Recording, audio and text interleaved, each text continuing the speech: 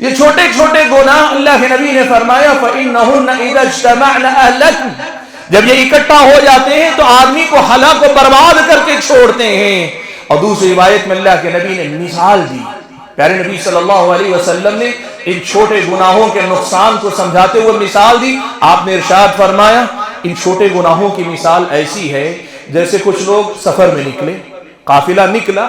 کسی جگہ لوگوں نے پڑاؤ ڈالا، اور پڑاؤ ڈالنے کے بعد سب لوگ گئے، اب آگ جلانی ہے ضرورتیں پوری کرنے کے لیے۔ اس آگ جلانے کے لیے گٹھر سب کو لانے کی ضرورت نہیں، ہر آدمی ایک ایک کاڑی بھی اگر لے کر آئے، ایک ایک لکڑی ایک ایک کاڑی بھی لے کر آئے، اللہ کے نبی نے فرمایا سب ایک ایک کاڑی لائیں۔ آدمی سوچتا ہے اس سے کیا ہوگا، لیکن تمام لوگوں کی لائی ہوئی یہ لکڑیاں، لاٹھیاں یا کاڑیاں اکٹھا کر دی جائیں،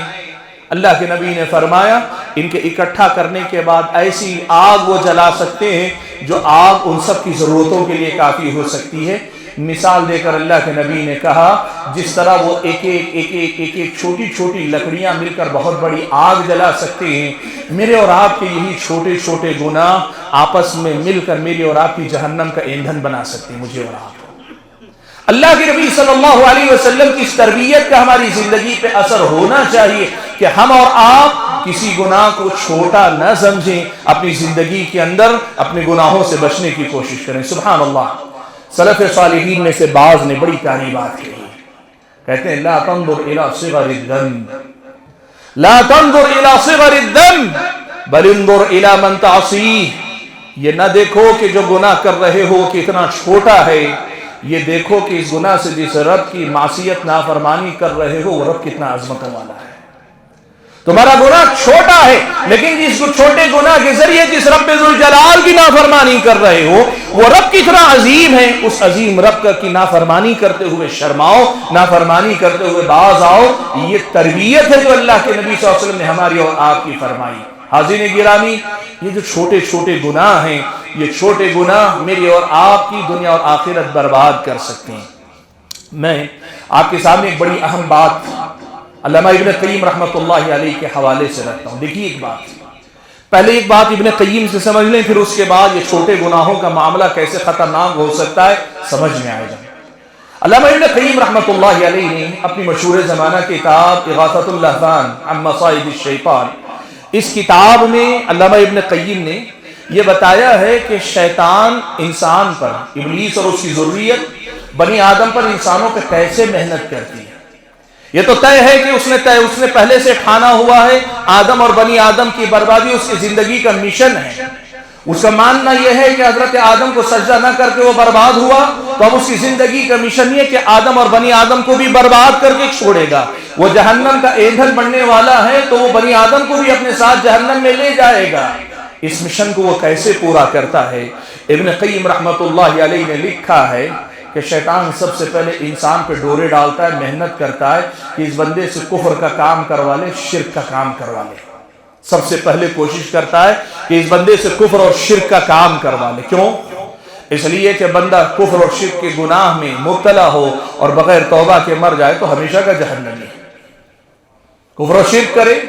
بغیر توبے کے مر جائے تو ہمیشہ کا جہنمی ہے۔ اس لیے شیطان سب سے پہلے زور لگاتا ہے کسی نہ کسی طرح سے اسے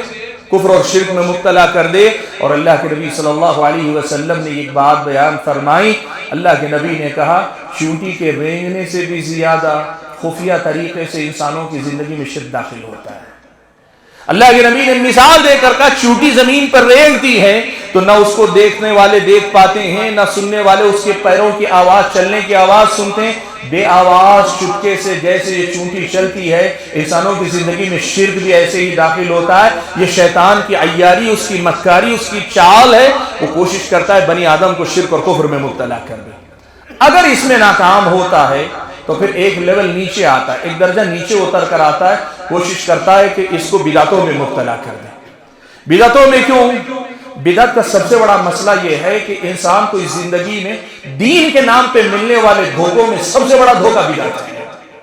اس لیے کہ آدمی عمل کر رہا ہے، یہ سمجھ کر عمل کر رہا ہے میں نیکی کا کام کر رہا ہوں، جبکہ وہ نیکی کا کام ہے نہیں، وہ ثواب کا کام سمجھ کر رہا ہے، وہ ثواب کا کام ہے نہیں۔